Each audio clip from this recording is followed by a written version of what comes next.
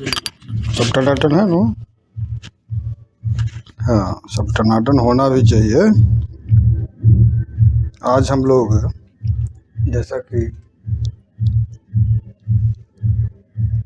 Topic board पे लिखा हुआ accelerated pure rolling on an inclined plane, इसके ऊपर आज हम लोग डिस्कशन करेंगे, ठीक है। और उसके बाद फिर कुछ प्रॉब्लम्स लेंगे, है ना। चलिए, एक इंक्लाइंड प्लेन है, क्या है, एक इंक्लाइंड प्लेन है। इस पर एक क्या है, रिजिड बॉडी है। ये rigid body might be solid sphere, hollow sphere, है ना, या फिर ये सॉलिड सिलेंडर हो सकता है, होलो सिलेंडर हो सकता है, रिंग हो सकता है, डिस्क हो सकता है, any type of rigid body, ठीक है। इसको हमने यहाँ पे क्या किया कि रख के छोड़ दिया, है ना। क्या किया, यहाँ पे रख के इसको हमने छोड़ दिया। कहने का मतलब रिलीज कर दिया, है ना। क्या कर दिया, रिलीज कर दिया। क्या प्रोसेस होगा, अगर पहला सवाल उठता है कि अगर ये जो इंक्लाइंड सरफेस है ये क्या हो, स्मूथ हो, तो स्मूथ अगर ये इंक्लाइंड सरफेस होगा तो क्या ये रोल करेगा। आई एम नॉट सेइंग कि ये प्योर रोलिंग करे, लेकिन क्या रोल भी करेगा, सीधा स्लिप करके नीचे आ जाएगा, है ना।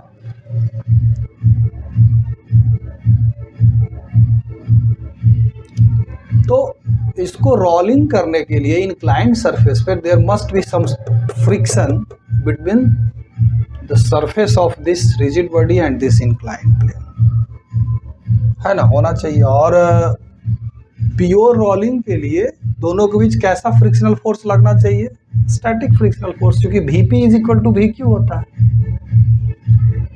इस बॉडी के पॉइंट ऑफ कांटेक्ट और इस इंक्लाइंड सरफेस के पॉइंट ऑफ कांटेक्ट का रिलेटिव वेलोसिटी क्या होना चाहिए, 0 होना चाहिए। Vp is equal to VQ बताए थे लास्ट क्लास में, या VA भी लिए होंगे तो VA is equal to VB होना चाहिए, ठीक है। तो वही सबसे पहले हम लोग कितना फ्रिक्शन होना चाहिए इसके और इसके बीच, वो पहले कैलकुलेट करेंगे ताकि ये प्योर रोलिंग करे, है ना। क्या करे, प्योर रोलिंग करे। चलिए, इसके ऊपर में फोर्स कौन कौन सा लगेगा, सो बताइए आप। इसके ऊपर में कौन कौन सा फोर्स लगेगा। एक तो सीधा सीधा लग जाएगा भैया mg, अगर इसका मास बॉडी का m हो तो। दूसरा लगेगा इस सरफेस से पास करता हुआ और सेंटर ऑफ मास से पास करता हुआ नॉर्मल रिएक्शन फोर्स लग जाएगा, लगेगा ना, इसमें कोई दिक्कत है। इसका FBD खींच रहे हैं, इस रिजिड बॉडी का FBD खींच रहे हैं, जबकि ये रोल कर रहा है। क्या कर रहा है, रोल कर रहा है। और स्टैटिक फ्रिक्शन मान लेते हैं कि फ्रिक्शनल फोर्स इधर क्या लग रहा है, F लग रहा है, और कोई फोर्स लगेगा, और तो कोई फोर्स लगेगा। अब इस mg को दो पार्ट में ब्रेक कर लेते हैं, क्योंकि मोशन तो ये ऐसे होगा, इसका सेंटर ऑफ मास सीधे नीचे आएगा। तो mg का एक कंपोनेंट जो इंक्लाइंड प्लेन के अलोंग होगा and down the inclined plane होगा, वो mg sin थीटा होगा। और एक फोर्स जो लगेगा इधर लग जाएगा, वो होगा mg cos थीटा। यही होगा ना, mg का दो पार्ट ले लिए। अब बाई न्यूटन सेकंड लॉ लगाएंगे फॉर इट्स ट्रांसलेशनल मोशन। ये ट्रांसलेट भी करेगा और रोटेट भी करेगा। By Newton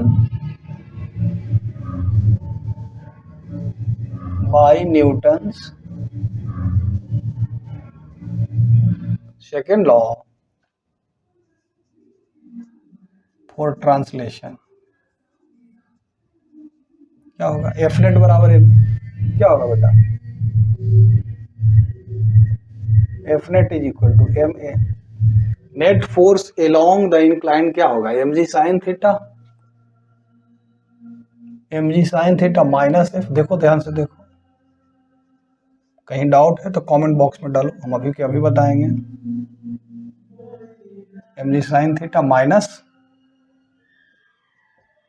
F, mg sin theta downward minus F. I is equal to mass times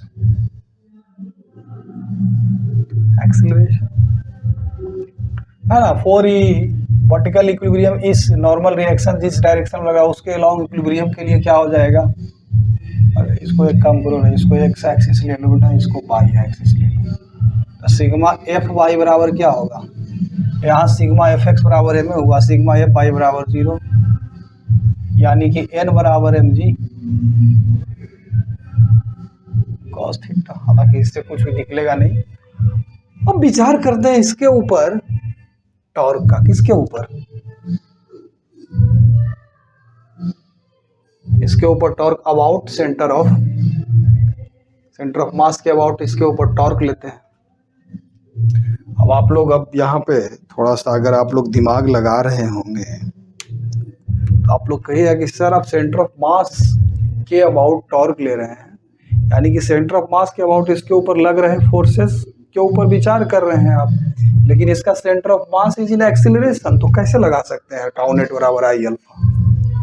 यहाँ पर हम आपको एक कंसेप्ट बता रहे हैं और दिखाते भी हैं कि कोई भी रिजिड बॉडी हो, कोई भी रिजिड बॉडी हो, अगर वो रोटेशन में है, एक्सिलरेटेड मतलब एंगुलर एक्सेलरेशन अगर अल्फा है या लीनियर एक्सेलरेशन उसका ए भी है, तो सेंटर ऑफ मास के अबाउट टाउ नेट बराबर आई अल्फा वैलिड होता है, even if that centre of mass is in acceleration. वो कैसे, क्योंकि अगर इसके ऊपर में हम सूडो फोर्स लगाएंगे बेटा, तो सूडो फोर्स तो इसी सेंटर से पास करते हुए लगाएंगे इधर में, और उसका टॉर्क जब इस पॉइंट के अबाउट लेंगे तो 0 हो जाएगा। बात समझ में आ रही है, समझ गए हैं आप लोग, अगर नहीं समझे हैं तो कमेंट बॉक्स में डालिएगा। तो tau net M G sine theta का टॉर्क होगा, सॉरी नहीं, इसके अबाउट तो लेंगे तो एम जी साइन थीटा का टॉर्क तो 0 ही हो जाएगा, इसके अबाउट सिर्फ इसका टॉर्क होगा, तो क्या लिखेंगे सीधा F R is equal to, कोई दिक्कत, सीधा इसी का टॉर्क होगा ना, इसके अबाउट सिर्फ इस फ्रिक्शन फोर्स के कारण जो टॉर्क होगा उसके, जिसके कारण कि रोटेट भी करेगा, बराबर आई अल्फा। और तीसरा कंडीशन ऑफ प्योर रोलिंग क्या होगा, ए इज इक्वल टू अल्फा। अब इन तीनों इक्वेशंस की मदद से 1, 2 एंड 3, इन तीनों की मदद से हम लोग एफ का वैल्यू क्या करेंगे, निकालेंगे। सबसे पहले ये 2 और 3 की मदद से हम क्या करेंगे, एफ इज इक्वल टू क्या हो जाएगा, देखो तो आई अल्फा बराबर ए बटा आर, इसको आर को उधर करेंगे तो आई ए बाई आर स्क्वायर, इसको और इसको जोड़ दीजिए अब, तो हमारा एम जी साइन थीटा बराबर क्या हो जाएगा बउआ, M G sine theta F F तो कट जाएगा, बराबर हो जाएगा M A plus I A by I square R square. This implies क्या हो जाएगा, ए इज इक्वल टू हो जाएगा एम जी साइन थीटा और divided by M plus I by R square, क्या हो गया आई बाई आर स्क्वायर। अगर यहाँ आई के जगह पर हम लोग एम के स्क्वायर लिख दें, वेयर के is the radius of gyration, तो यही इक्वेशन किस चीज में कन्वर्ट कर जाएगा बेटा,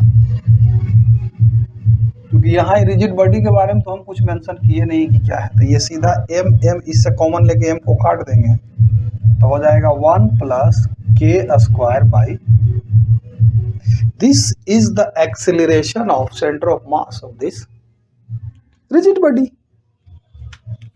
यानी कि इसका एक्सीलरेशन क्या होगा, सेंटर ऑफ मास का जी साइन थीटा बटा 1 प्लस के स्क्वायर।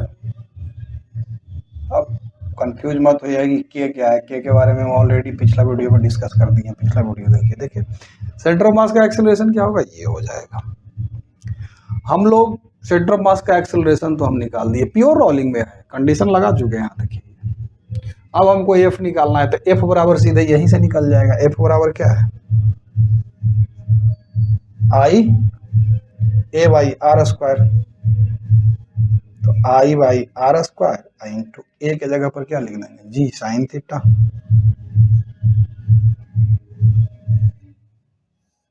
बटा 1 प्लस के स्क्वायर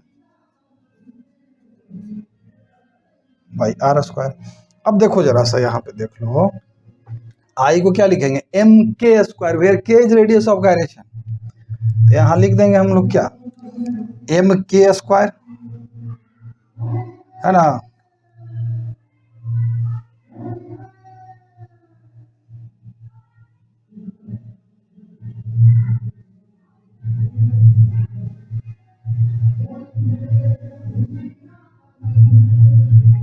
तो ये क्या हो जाएगा देखो एम जी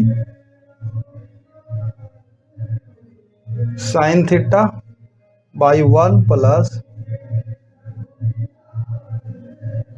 के स्क्वायर बाई आर स्क्वायर। यहाँ एम के स्क्वायर जब लिखेंगे, है ना, एम के स्क्वायर लिखेंगे तो M K square M G sine theta by K square by R square हो जाएगा। तो यहाँ लिख देंगे के स्क्वायर बाई आर स्क्वायर। अब देखो इसको लिख सकते हैं are square by K square, तो इसको अब हम लोग टन टनाटन क्या लिख देंगे बेटा, देखो जरा सा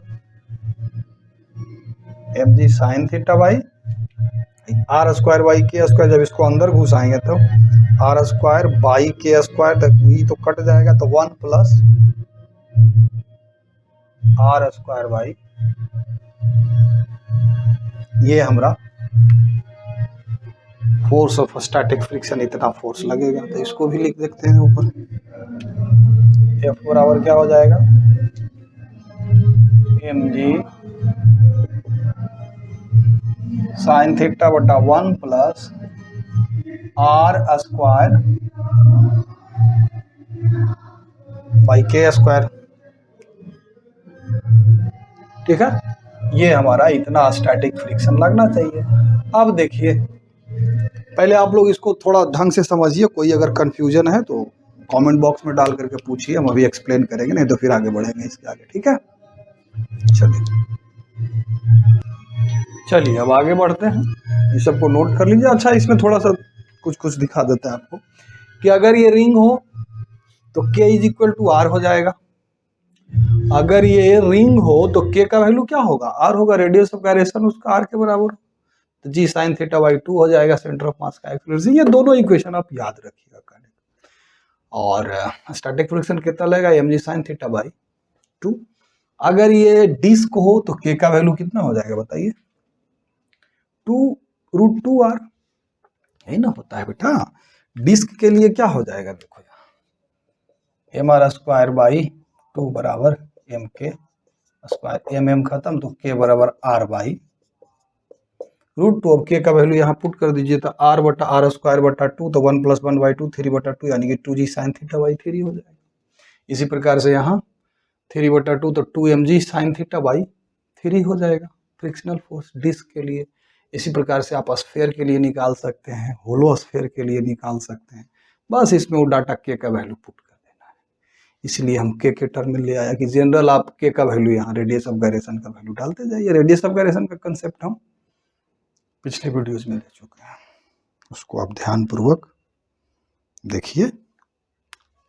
ठीक है ना, तो यही था इंक्लाइंड प्लेन पर रोलिंग का। एक दो चीज छोटा छोटा चीज बच गया है, टपलिंग, टपल करना, टॉपलिंग मतलब टपल जो भी है वो, और एक एंगुलर इंपल्स, ये दो चीज अभी हम क्या कर देते हैं डिस्कस कर देते हैं। ठीक है, देखिए बेटा अब एंगुलर इंपल्स के ऊपर, जैसे लीनियर डायनामिक्स के केस में हम लोग लीनियर इंपल्स क्या होता था याद करिए, J is equal to integral F D T बराबर delta. Change in linear momentum is actually linear impulse, या फिर फोर्स इनटू टाइम कर दीजिए, इंटीग्रेट कर दीजिए तो लीनियर इंपल्स होता था। ठीक है, तो उसी प्रकार से एनालॉजी से हम लोग कह सकते हैं कि angular impulse is equal to क्या हो जाएगा integral tau into D T बराबर चेंज इन एंगुलर मोमेंटम। बस कहानी खत्म, चैप्टर क्लोज। बात समझ में आ गई? हाँ, बात समझ में आ गई ना? तो यही है, सिंपल सा चीज, और इसमें तो कुछ खास है नहीं। ठीक है, अब कोई पर्टिकुलर हम बॉडी लेकर के जरा सा एनालॉजी दिखा देते हैं। जैसे कि मान लेते हैं कि ये हमारा एक क्या है, रिजिड रोड है। रोड का लेंथ L है, अपना है रोड अपना, है कि नहीं? अब इसके ऊपर में मान लेते हैं कि सेंटर ऑफ मास के अबाउट, ये सेंटर ऑफ मास इसका फिक्स मान के चलिए। क्या मान के चलिए? वो फिक्स मान के चलिए। इसके ऊपर में एक फोर्स लग रहा है F। क्या लग रहा है बेटा? फोर्स लग रहा है F। At any time T, at any time T, इसका लीनियर इंपल्स इसके ऊपर में कितना हो जाएगा? तो लीनियर इंपल्स तो सीधा, अगर मान लेते हैं कि टी टाइम के लिए, टी सर्टेन टाइम टी जो कि वेरी बहुत बहुत छोटा, उस समय के लिए इस पर फोर्स लगा, तो एफ इंटू डेल्टा टी, ये लीनियर इंपल्स हो गया इसके ऊपर। अगर इसी का हम टॉर्क निकालें इसके अबाउट, तो टॉर्क क्या हो जाएगा? एफ एल बटा टी, और एंगुलर इंपल्स फिर क्या हो जाएगा? देखो यहाँ से एफ एल बटा टू इंटू डेल्टा टू, यानी कि क्या यहाँ आ रहा है? जे एल बटा टू। नहीं आ गया ये जे एल बटा to.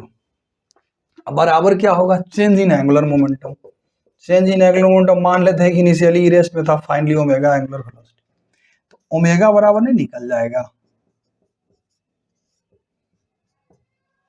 Where I is moment of inertia about, moment of inertia about, जिसके अबाउट आप टॉर्क ले रहे हैं, जिस पॉइंट के अबाउट। यहां सेंटर ऑफ मास है तो सेंटर ऑफ मास है ना।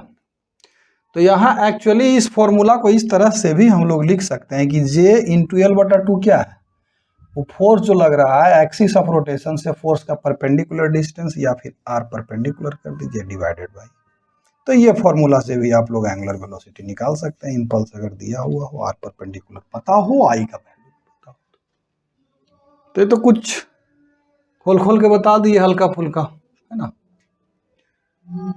अब जरा सा टपलिंग के ऊपर हम लोग डिस्कशन कर लेते हैं, 5 मिनट में वो भी क्लियर हो जाएगा। फिर प्रॉब्लम में सारा बात क्या उसको बोलते हैं, प्रॉब्लम में सारा कंसेप्ट क्लियर होगा और डिटेल में। अभी तो बस थ्योरी को समझते चलिए, ठीक है। देखिए दो बॉडी है, और अगर हम आपसे पूछें इसका लेंथ, ओहो दोनों का सेम लेंथ ले लिए तो कंफ्यूज करिएगा। इसका लेंथ आप एल नॉट ले लो ना, इसका एल है, इसका ये विद बेस का मतलब विद इसका बी है, इसका चलो बी डैश ले लो। इसका किसमें ज्यादा चांस है कि टप्पल होकर गिर जाएगा, आगे नहीं बढ़ेगा, इसमें कि इसमें? ऑब्वियस सी बात है कि गिर जाएगा। टूम से बेस इसका छोटा है, बेस इसका क्या है? छोटा है बेस लेंथ, तो इसका बड़ा है, तो इसका ज्यादा चांस है टप्पल कर जाने का। टप्पल मतलब क्या? अब जैसे कि ये वो बॉडी है, ये सरफेस पे, इसके ऊपर ऐसे फोर्स लगाए तो ये आगे बढ़ने के बजाय घूम के ऐसे टूई से गिर जाए, ऐसे हो जाए, ये क्या हो जाए? ऐसे गिर जाए, तो उसको बोलते हैं टपलिंग, टपल कर गया बॉडी। ठीक है, तो टपलिंग में प्रॉब्लम बनाएंगे कैसे? देखिए अब आप मान करके चलिए, अब इसको मिटा देते हैं, समझने के लिए हम लिखे थे, इसको मिटाइए और मान करके चलिए कि इसके और इस सरफेस के बीच में इतना सफिशिएंट फ्रिक्शन है कि आगे स्लिप नहीं करेगा, जब करेगा तो टप्पल करेगा।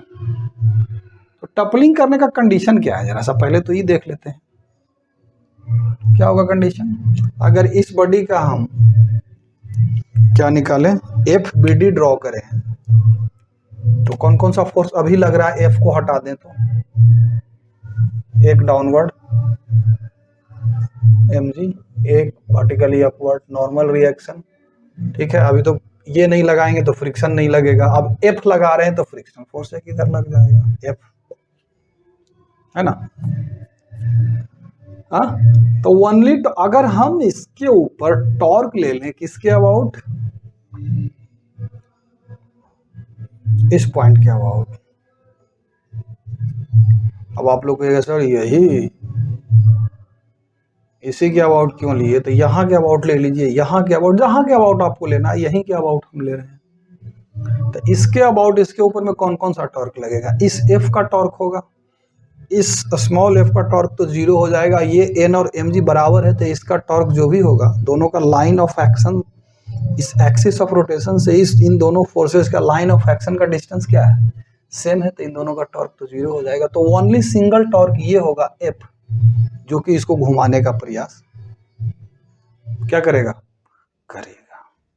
बात समझ में आ रही है? लेकिन जैसे ही ये हल्का सा उठेगा, ये ब्लॉक हल्का सा भी उठेगा, तो ये नॉर्मल रिएक्शन क्या होगा, आगे की तरफ क्या करेगा, शिफ्ट करेगा, जबकि mg तो क्या रहेगा बउआ, वहीं के वहीं रहेगा। बात समझ में आ रही है? ये जो नॉर्मल रिएक्शन है हमारा क्या करेगा, आगे की तरफ थोड़ा सा शिफ्ट कर जाएगा, जबकि mg जो है वो जहां है बच्चा वहीं रहेगा। बात समझ में आ रही है? तो अब नॉर्मल रिएक्शन को थोड़ा सा आगे शिफ्ट करा देते हैं। क्या करा दिया हमने, मान लेते हैं कि यहां से अब नॉर्मल, यहां शिफ्ट कर गया नॉर्मल रिएक्शन। सेंटर ऑफ मास से कितना डिस्टेंस है इसका, ए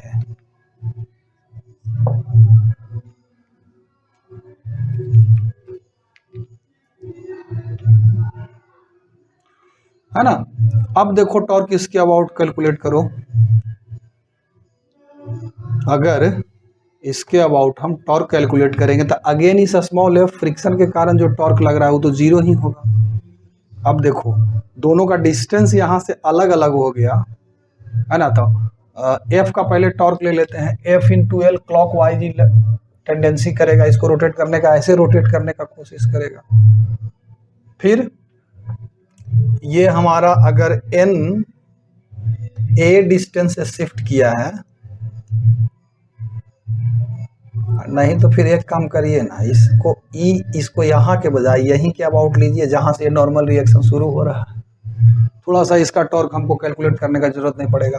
तब देखो इसके अबाउट नॉर्मल रिएक्शन का टॉर्क, फ्रिक्शन का टॉर्क तो गया, अब इसका टॉर्क क्या होगा, एफ इंटू एल, और इस एम जी का टॉर्क क्या होगा, अपोजिट होगा तो बराबर या फिर माइनस एम जी इंटू ए।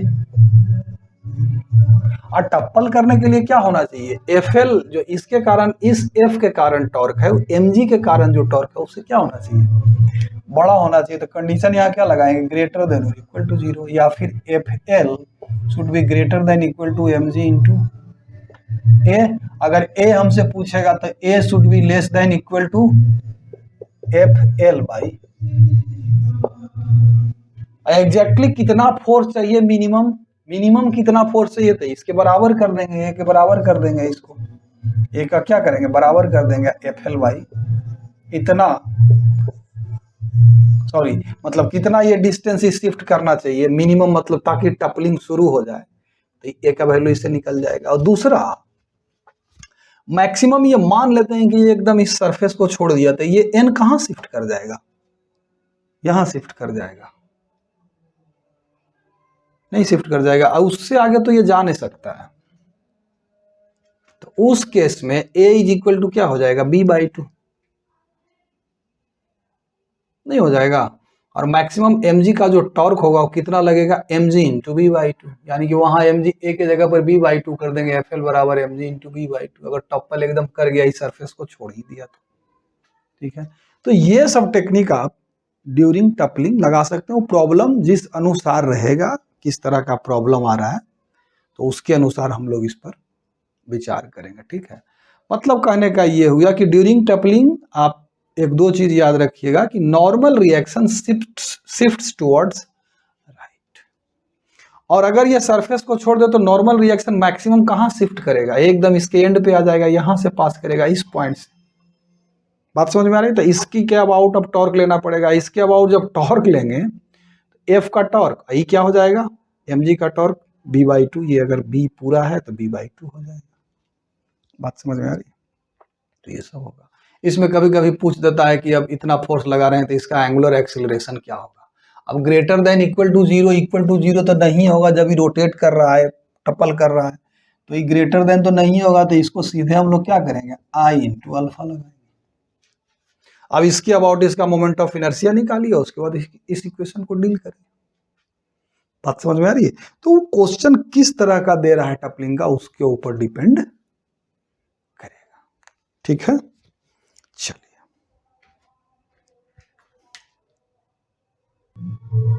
चलिए बच्चों, अब कुछ हम लोग सवाल ले लेते हैं, है ना।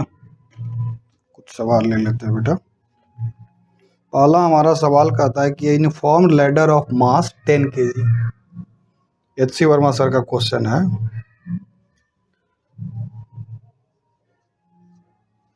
कहता है uniform ladder of mass 10 kg leans, mass कितना है 10 kg, है ना, leans against a smooth vertical wall. इस तरह से देखो, ये वॉल, ये हमारा सरफेस, ये हमारा लैडर है, इसका मास दिया हुआ। Leans against a smooth vertical wall makes an angle 53 degree with hit. ये जो एंगल है बेटा, ये हमारा 53 डिग्री है। ये सरफेस स्मूथ है ना।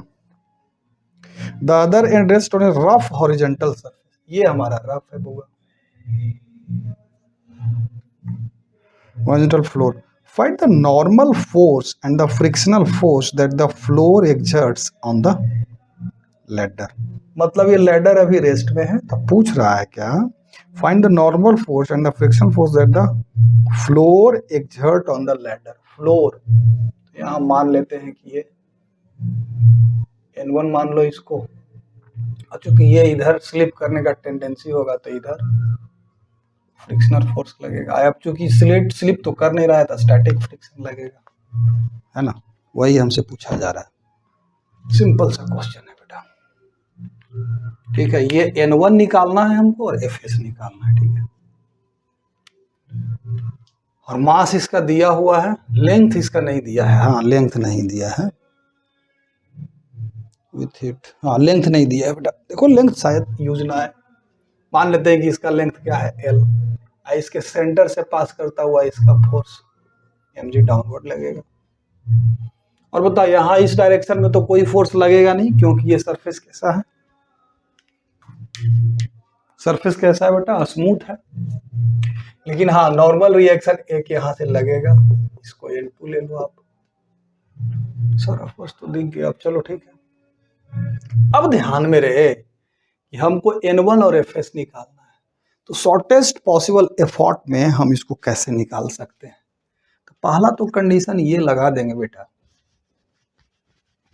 कि अगर ये इक्विलिब्रियम में है रोड, तो इक्विलिब्रियम का कंडीशन क्या होता है, सिग्मा Fx बराबर क्या 0, सिग्मा Fy बाई डायरेक्शन के लॉन्ग नेट फोर्स 0, और sigma tau is equal to 0 where sigma tau is torque about any point, torque about any point is also 0। तो अगर हम ये वाला कंडीशन लगाते हैं सिग्मा Fx, और ऐसे अगर x और y axis, horizontally x axis, vertically y axis, तो जब हम सिग्मा Fx बराबर 0 लगाएंगे, ध्यान से देखते जाना बेटा जी, ये वाला कंडीशन लगाएंगे तो क्या आएगा हमारा, देखो तो x एक्सिस के अलोंग कौन कौन सा फोर्स है, Fs और N2, और तो कोई हॉरिजॉन्टल डायरेक्शन में नहीं है। Fs पॉजिटिव x एक्सिस के अलोंग है, तो यहाँ से हम लोग लिखेंगे Fs माइनस N2 बराबर 0, तो Fs बराबर क्या हो गया बेटा N2, ठीक है। और वर्टिकल डायरेक्शन में कौन कौन सा फोर्स है, एक ऊपर N1 और नीचे mg। तो सिग्मा Fy बराबर जब हम लोग 0 लगाएंगे तो ये क्या देगा हमको N1 बराबर, तो ये तो एक निकालना ही था, देखो हाँ ये तो एक निकालना ही था, और तो कोई वर्टिकल डायरेक्शन में फोर्स नहीं लगेगा ना, तो N1 बराबर तो mg हो गया, यानी कि एक तो आंसर निकल गया 2 से। m का वैल्यू 10, g का वैल्यू अगर 10 लेते हैं तो 100 न्यूटन हमारा आंसर ये आ भी गया। क्या आ गया, समझ रहे हैं ना कैसे आ गया, ये एक आंसर तो ये हमारा। दूसरा आंसर कहता है कि Fs निकालिए, क्या निकालिए, एफ एस निकालिए। तो देखो एफ एस बराबर क्या है N2, इस पॉइंट के अबाउट अब टॉर्क ले लो, नेट टॉर्क इसके ऊपर में, किस पॉइंट के अबाउट, इस पॉइंट के अबाउट। नेट टॉर्क क्या हो जाएगा देख लो जरा सा, torque of this force mg and torque of this normal reaction, है ना। इसका लेंथ अगर L है तो L/2 डिस्टेंस पर होगा, ये टोटल L पर होगा।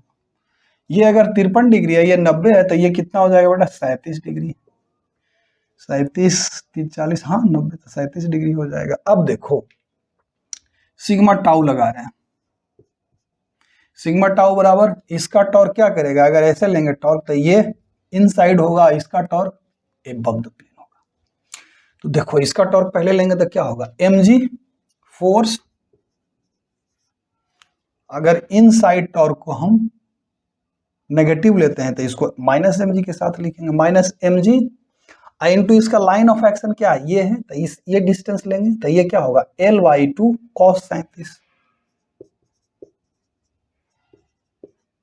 समझ में आ रही है ना बात। जैसे इस पॉइंट के अबाउट हमको टॉर्क लेना है, ये हमारा फोर्स है, तो लाइन ऑफ एक्शन इसका क्या है, ये है, एक्सिस ऑफ रोटेशन से लाइन ऑफ डिस्टेंस का परपेंडिकुलर, अथी लाइन ऑफ एक्शन का परपेंडिकुलर डिस्टेंस ये डी लेते हैं, यही डी लिया वहां, ठीक है। अब प्लस ये तो चूंकि पॉजिटिव टॉर्क हो जाएगा, अगर into the plane torque negative हम ले रहे हैं, या फिर ऐसे भी समझते हैं लोग, क्लॉकवाइज टॉर्क अगर हम नेगेटिव ले रहे हैं तो एंटी क्लॉकवाइज टॉर्क पॉजिटिव है। क्लॉकवाइज टॉर्क करने का मतलब जो क्लॉकवाइज सेंस में उसको रोटेट करने का प्रयास करे, और एंटी क्लॉकवाइज टॉर्क माने जो उसको एंटी क्लॉकवाइज सेंस में रोटेट करने का प्रयास करे। प्लस N2 इनटू, तो इसका लाइन ऑफ एक्शन से तो ये था डिस्टेंस, इसका लाइन ऑफ एक्शन से ये है डिस्टेंस, था L sin 37, sin 37 बराबर 0। ऑब्वियसली L तो खत्म हो गया, तो यहां से क्या आ जाएगा mg cos 37/2 बराबर N2 sin 37, यानी कि N2 बराबर हमारा क्या आ गया mg/2 इंटू कॉट 37 डिग्री, और यही तो हमारा क्या है बेटा एफ एस है। अब आप लोग कह रहे होंगे mg/2 तो निकल गया, अभी 100 थी 55 होगा, कॉट 37 का वैल्यू निकल जाएगा, साइन 37 ऐसे बुक में दिया हुआ होना चाहिए। वैसे ही भी स्टैंडर्ड वैल्यू है बेटा, साइन 37 और कॉस 37 का वैल्यू स्टैंडर्ड नहीं होता है। कॉस 37 का होता है 3/5, सॉरी कॉस 37 का होगा 4/5 और साइन 37 3/5, ठीक है। तो ये वैल्यू पुट करके आप टन से इसको निकाल सकते हो। तो इसमें क्या था, कुछ बड़ा चीज था। इसी तरह का सवाल, लगभग इसी तरह का सवाल 2006 के मेंस में आया था। मेंस माने पहले वाला मेंस, पहले जो मेंस होता था बड़ा, 2006 नहीं सॉरी 2005 के मेंस में आया था बेटा। सिंपल एकदम, लगभग ऐसा ही क्वेश्चन, ठीक है, 2005 के मेंस में आया था, ठीक है। तो इसमें अगर कहीं कोई डाउट है तो आप पूछ सकते हैं, नहीं तो फिर हम नेक्स्ट क्वेश्चन की तरफ बढ़ेंगे, ठीक है।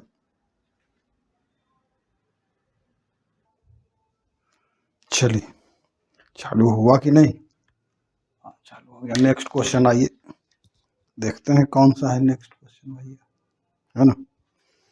नेक्स्ट क्वेश्चन देखिए क्या है, कहता है कि two masses m and m, मतलब कैपिटल M और small m are connected by a light string going over a pulley of radius r। Figure हम बना देते हैं बेटा जी, ये ऐसा कुछ फिगर है, ये वो पुली है जिसका कि रेडियस क्या है r है, आयो अभी भी असली लटक रहा है भैया, लटक रहा है ऐसे, इसका रेडियस क्या है r है, इसके साथ दो मास है, एक मास इधर से ऐसे लटक रहा है, एक मास इधर से लटक, इस तरह radius r। The pulley is free to rotate about its axis which is kept horizontal। ये हॉरिजॉन्टल एक्सिस के अबाउट ही रोटेट कर सकता है। The moment of inertia of the pulley about the axis is I। इसका moment of inertia about the axis of rotation क्या है, I दिया हुआ है, इसका रेडियस भी दिया हुआ है, इसका मास दिया हुआ है। The system is released from rest, कहता है find the angular momentum of the system when the mass m has descended through a height h। जब ये कैपिटल M जो है ये h हाइट से नीचे आ गया तो इस पूरे सिस्टम का एंगुलर मोमेंटम आप क्या करिए, निकालिए। समझ में आ रहा है ना सवाल? एक बार फिर से समझ लीजिए। The string does not slip over the pulley, find the angular momentum of the system when the mass m has descended through a height h। चलिए ठीक, देखो बेटा इसका हम एंगुलर मोमेंटम निकालेंगे about this axis of rotation. कौन सा axis? इसके अबाउट। तो हमको निकालना क्या है, मान लेते हैं कि जब यह h हाइट नीचे गया, समझिए जरा सा, जब ये कितना गया नीचे, जब यह h हाइट नीचे गया तो इसका लीनियर वेलोसिटी v है, तो इसका भी लीनियर वेलोसिटी v होगा। और चूंकि स्लिप नहीं कर रहा है तो अगर ये दोनों लीनियर वेलोसिटी v है तो इसका एंगुलर वेलोसिटी क्या हो जाएगा, ओमेगा बराबर, क्योंकि प्योर तो स्लिप नहीं कर रहा है, मतलब ही प्योर रोटेशन में स्लिप नहीं कर रहा है, तो इस पॉइंट का भी वेलोसिटी क्या होगा, लीनियर वेलोसिटी v। अब v बराबर ओमेगा, यानी कि इसका एंगुलर वेलोसिटी ओमेगा हो जाएगा। इतना तो समझ में आ ही गया होगा, ओमेगा। यानी कि जब ये मान लेते हैं कि h हाइट नीचे आ गया, सॉरी सेंटर से लेते हैं, ठीक है, h हाइट नीचे आ गया, इसका जो लीनियर वेलोसिटी है डाउनवर्ड v है, इसका अपवर्ड v है ना। तब हमको पूछ रहा है कि इसका angular momentum of the system निकालिए। तो सिस्टम का एंगुलर मोमेंटम क्या होगा, इसके अबाउट अगर लेते हैं तो इसका एंगुलर मोमेंटम क्या होगा बताइए, इस पार्टिकल का। तो ये r अक्रॉस p, समझ रहे हैं ना, r क्रॉस p, तो r हो जाएगा। इसका एंगुलर मोमेंटम क्या होगा, lm का। इसका एंगुलर मोमेंटम जो हो जाएगा, ऐसे रोटेट कर रहा है, ये भी ऐसे, ये भी ऐसे, तो ये ऊपर जा रहा है तो ऐसे, ये ऐसे ऐसे रोटेट कर रहा है तो अंदर, इसका भी अंदर, सब जुड़ेगा एंगुलर मोमेंटम। lm क्या हो जाएगा, r इंटू एम भी। एल कैपिटल M क्या हो जाएगा, तो r इंटू एम भी। इसका एंगुलर मोमेंटम उस वक्त क्या हो जाएगा, एल पी पुल्ली का, I इंटू ओमेगा। सेंटर के अबाउट सब लिए, इसके अबाउट, इसके अबाउट सब कर लिया, है ना। देखो ना, ये भी ऊपर जा रहा है तो r क्रॉस p, ये तो ऐसे रोटेट कर ही रहा है तो I इंटू ओमेगा, है ना, I इंटू ओमेगा, ऐसे ऐसे रोटेट करेगा ही। इसका भी देखो नीचे जा रहा है, I इंटू, अच्छा सॉरी, r क्रॉस p, अंदर सबको जोड़ देंगे तो सिस्टम का एंगुलर मोमेंटम क्या हो जाएगा, M V R plus M V R plus I। ये हमारा पता लग जाए, अगर ये भी निकाल लें तो ओमेगा के जगह पर हम लोग v बाई आर ही हटा लिया देते हैं, v बाई आर। तो भी अगर हम निकाल लें सिस्टम का तो हमारा काम हो जाएगा। अब देखो, पहला तरीका है कंजर्वेशन ऑफ एनर्जी लगा देते हैं, दूसरा तरीका है न्यूटन्स लॉ लगाते हैं। न्यूटन्स लॉ जब लगाना होगा तो यहाँ पे ध्यान रहे, चूंकि इसको मास है, इस पुल्ली को मोमेंट ऑफ इनर्शिया है, तो ये टेंशन इसमें जो होगा, टेंशन अगर T2 लोगे तो इसमें टेंशन क्या हो जाएगा, T1। अब तुम कहोगे ऐसा कैसे हो सकता है, तो होगा ऐसा। ऐसा अगर नहीं होगा, अगर आप ले लेते हैं ये टेंशन अगर बराबर आप कर देते हैं तो इसके कारण टॉर्क क्या होगा, T इंटू आर, इसके कारण टॉर्क T। ये चूंकि ऐसे ऐसे रोटेट ही नहीं करेगा, फिर उस केस में अगर टेंशन दोनों बराबर होगा, कैसे, तो इसके कारण टॉर्क क्या होगा, T2 इंटू आर, माइनस इसके कारण टॉर्क होगा T1 इंटू आर, बराबर क्या, 0 हो जाएगा अगर T1 बराबर T2 हो। इसलिए इसमें जो टेंशन होगा इस स्ट्रिंग में, चूंकि ऐसे रोटेट कर रहा है, ये नीचे जा रहा है ब्लॉक, तो इस स्ट्रिंग में जो टेंशन होगा इस स्ट्रिंग के टेंशन से अलग होगा। अलग करने का मतलब यहाँ प्रेजेंट केस में T2 इज भी ग्रेटर देन T1, यहाँ होगा T2 विल भी, ये होगा, नहीं होगा। अगर ये नहीं होगा तो ये पुल रोटेट ही नहीं करेगा, करेगा चूंकि नेट टॉर्क तो फिर 0 हो जाएगा, तो इसलिए T1 T2 अलग अलग होगा। इस केस में जो प्रेजेंट केस है उसमें T2 will be greater then T1। चलिए इसको हटाइए, समझ में आ गया होगा। ऐसा कोई बड़ा चीज नहीं, ठीक है। तो न्यूटन्स लॉ से जब बनाएंगे तो T2 T1 लीजिएगा, बाकी फिर सब कुछ कैलकुलेट कीजिए, काइनेमेटिक्स लगाइए। ये हाइट जब नीचे गया तो क्या हो रहा है भैया, आओ ये कंजर्वेशन ऑफ एनर्जी लगाइएगा, तब तो सिंपल हो जाएगा। देखिए क्या क्या लगा देंगे, कंजर्वेशन ऑफ मैकेनिकल एनर्जी से क्या हो जाएगा, हाँ टोटल मैकेनिकल एनर्जी, अभी मान लेते हैं कि ये ब्लॉक जो ऊपर था, है ना, क्योंकि ऐसे नहीं, इसको थोड़ा सा समझाना पड़ेगा ढंग से, ठीक है। मान लेते हैं कि ये पहले यहाँ था ब्लॉक, कहाँ था, यहाँ मानो ना, इसको यहाँ नहीं मान करके, ताकि जब H अगर ये नीचे आया है, ये अगर H नीचे आया तो ये वाला ब्लॉक H ऊपर गया होगा। अगर इसी सरफेस को हम रेफरेंस पोजीशन मान लें पोटेंशियल एनर्जी का, अब रेफरेंस पोजीशन क्या होता है पोटेंशियल एनर्जी का, तो जाइए वर्क पावर एनर्जी का मेरा वीडियो देखिए, टनाटन हम सब कुछ समझा दें, ठीक है। तो फिर क्या होगा, वर्क काइनेटिक एनर्जी थ्योरम लगा लो भैया, या फिर कंजर्वेशन ऑफ मैकेनिकल एनर्जी लगा लो। इनिशियली टोटल एनर्जी क्या है, इनिशियली अगर इस लेवल पे दोनों ब्लॉक को रखते हैं तो टोटल एनर्जी क्या होगा इसका, जीरो। यही रेफरेंस पोजीशन ले लिए तो जीरो, तो initial total energy mechanical energy zero. Finally इसका एनर्जी क्या हो गया, माइनस mgh, किसका, इसका, इस ब्लॉक का, इसका क्या हो गया प्लस mgh, अब प्लस इसका काइनेटिक एनर्जी क्या हो जाएगा, सॉरी फिर इसका काइनेटिक एनर्जी भी जोड़ेंगे, क्योंकि ये नीचे गया तो माइनस mgh, ये h हाइट ऊपर गया तो प्लस mgh हो गया रेफरेंस पोजीशन से, ठीक है। अब प्लस फिर इसका काइनेटिक एनर्जी, तो सीधे इसको ऐसे करके लिख देते हैं, half m plus m into V square, plus ई बाबू साहब का काइनेटिक एनर्जी था half I omega square, omega बराबर V square by R square. अब देखो यहां से हम भी नहीं निकाल सकते, भी तो हमको निकालना है, निकाल के इसमें डाल देंगे, तो देखो क्या हो जाएगा,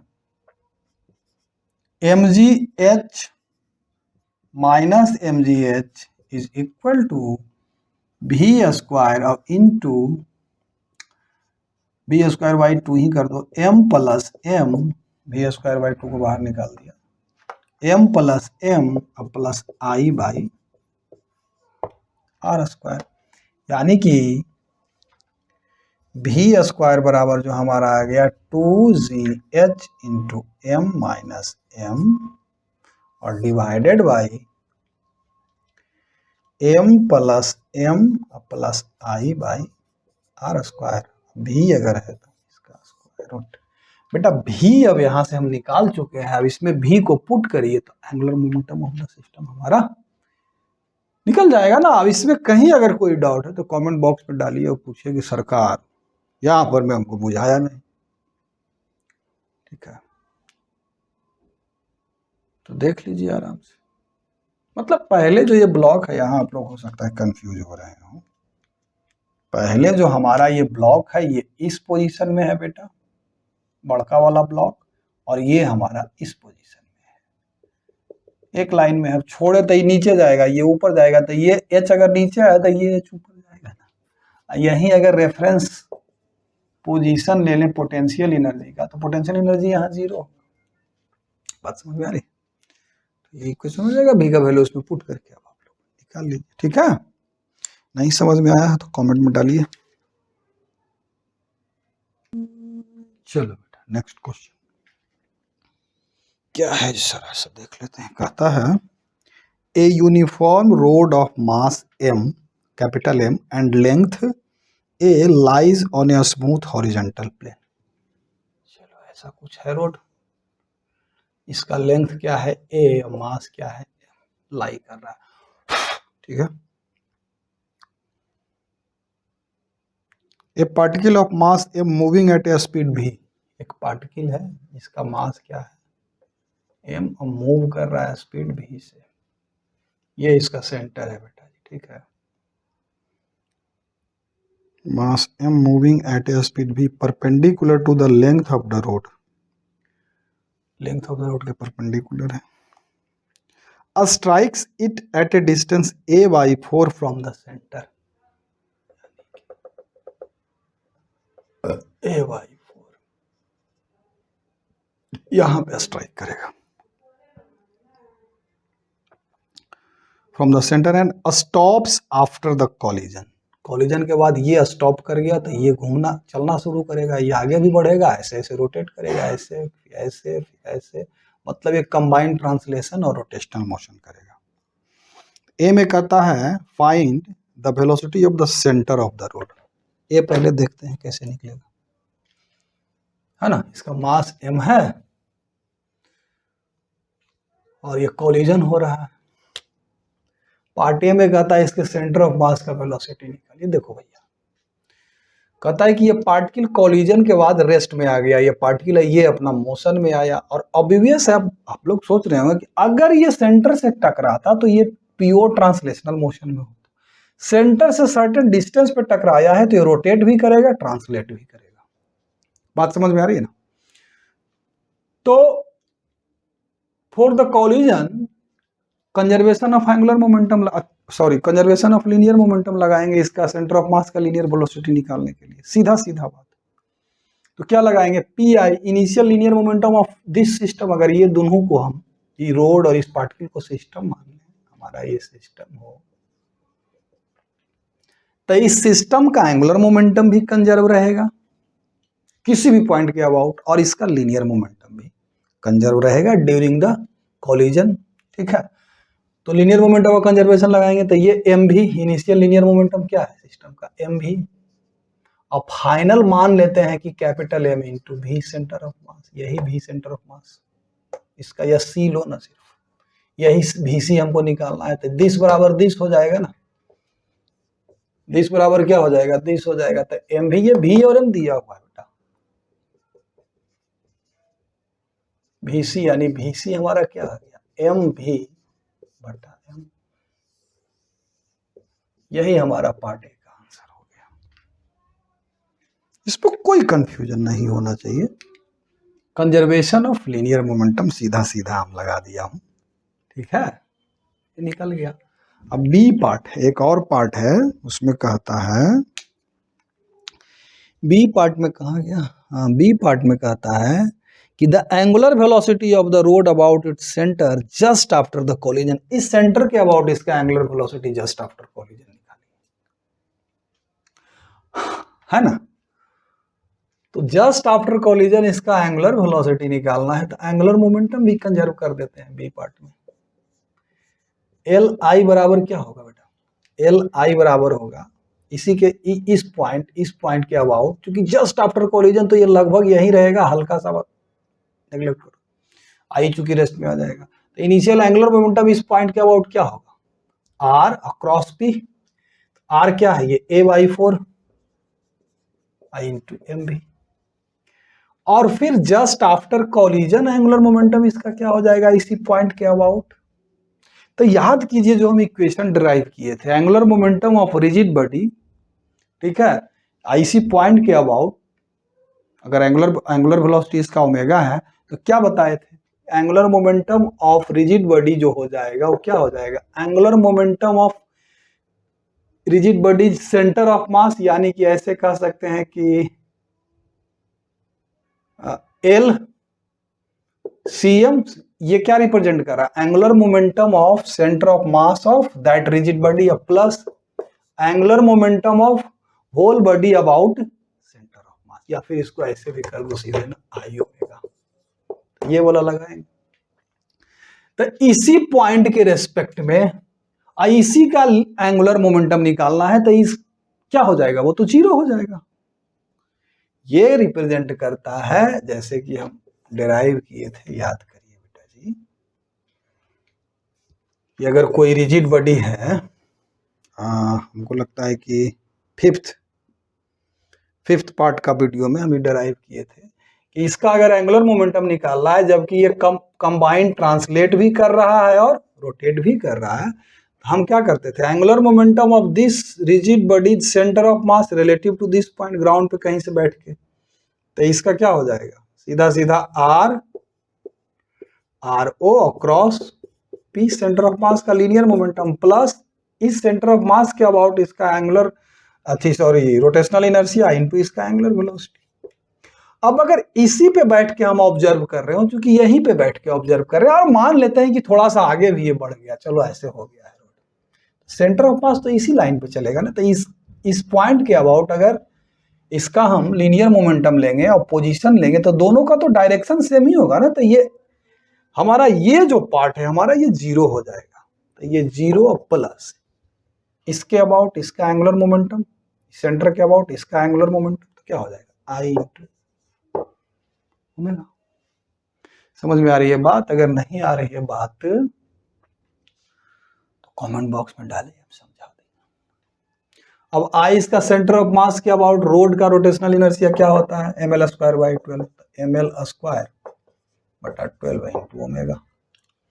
this is equal to this by conservation of angular momentum, क्या हो जाएगा देख लीजिए, ml square omega by 12 is equal to a बटा 4 इंटू एम भी 4 तिया की, तो ओमेगा बराबर हो गया 3ma भी बटा ml स्क्वायर। अब चूंकि l is equal to a है तो ये क्या हो जाएगा 3mv बटा m, यही हमारा एंगुलर वेलोसिटी हो गया। जरा सा इस इक्वेशन को आप लोग 5th वीडियो जो है हमारा उसको ध्यान पूर्वक देखिए, उसमें बिल्कुल डिटेल में हम किसी रिजिड बॉडी का एंगुलर मोमेंटम हम कैलकुलेट करना सिखाए हैं जब वह बॉडी कंबाइंड ट्रांसलेशन और रोटेशन में। तो angular momentum of that rigid body about a fixed origin या ग्राउंड के रेस्पेक्ट में क्या हो जाता है, ये angular momentum of centre of mass relative to this point अब plus angular momentum of whole body about centre of mass, मतलब आई ओमेगा, इसके अबाउट इसका रोटेशनल इनर्शिया ले लो, इसका एंगुलर वेलोसिटी ले लो, यही फॉर्मूला अप्लाई करके इसको बना लिया। इसमें अगर still if there is still any doubt I will definitely explain that, please drop the comment in comment box, ठीक है ना।